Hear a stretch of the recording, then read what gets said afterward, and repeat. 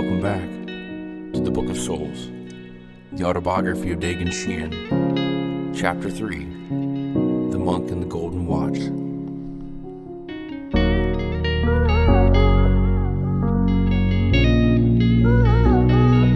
This story is very moving and extraordinarily enlightening. It tells us of things that happen, or that can happen if we only knew how. But they remain there as a possibility within the realm of the forms, or across the veil, always in sight, whereas seemingly out of reach.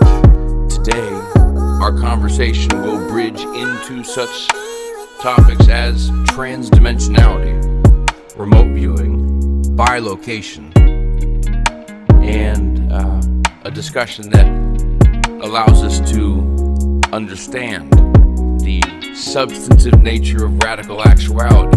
So today, I'd like to discuss with you all the conversation I had with my father long ago regarding a dialogue he had with a dear friend of his by the name of Peter Tompkins. Peter Tompkins had authored the book The Secret Life of Plants, a fascinating account of the physical, emotional, and spiritual relationship between plants and people. Peter, along with Christopher Bird, put together this account of the naturalistic psychophysics of plants in relation to people. A fantastic, perennial bestseller. So let me not wonder. What we have is a conversation my father was having with Peter when Peter told him about an instance when he was sitting with an Eastern guru, a fairly renowned, famous guru over the years. I won't mention his name for the sake of, appropriate procedure.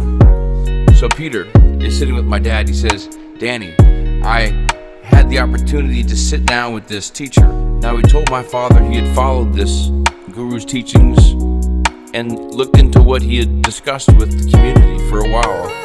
And so when he sat with this guru, my father told me that Peter said to him, I really deeply appreciate what you do for the community with your discussions of the ascended levels of consciousness and how we might get there.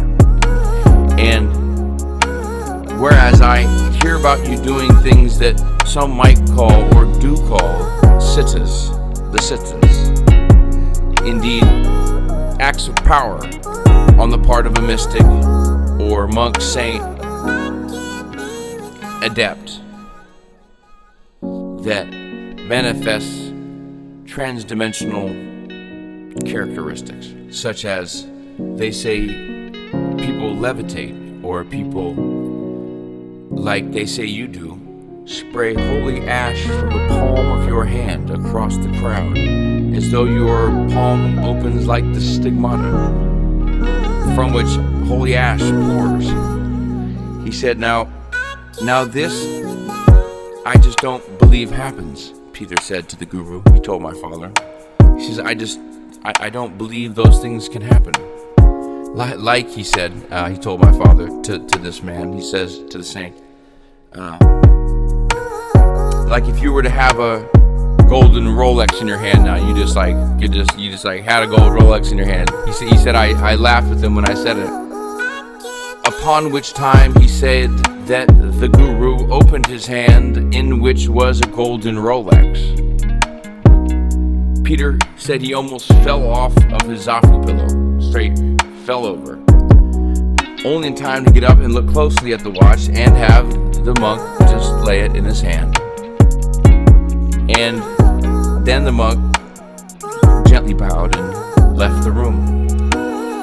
And Peter stumbles to the door, he said, and upon getting back to his place of stay, he immediately started researching the serial number on the back of this genuine Swiss Rolex. At which point he discovered where this watch had been sold in Europe, in Switzerland, So he flies there. Now, he enters the store, this small Swiss watch shop, and says, after pulling the watch out and asking the clerk, do you remember selling this watch at your store? At which point the clerk stops, looks him right in the eye and says, well, how could I ever forget selling that watch? Peter stops, doesn't know what to do. He told my father and says, well, what do you mean? He says, well, here's what happened, the clerk told him. A man in a saffron robe walked into my store in the middle of a day and laid a handful of gold coins on my counter and said, I'd like a golden Swiss Rolex. At which point I sold him that watch. At which point Peter immediately asked him, do you have a log on when you sold it to that man, on what day and at what time? The clerk said, sure, let me check. He checked his log. The golden Swiss Rolex had been sold to this monk at the same time that he sat with Peter, to the minute, to the day.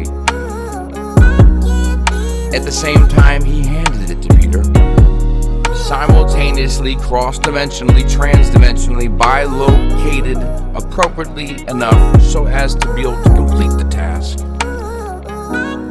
This concludes Chapter 3, The Monk and the Golden Watch, Book 1, Legacy of the Book of Souls, the Autobiography of Daegan Sheehan.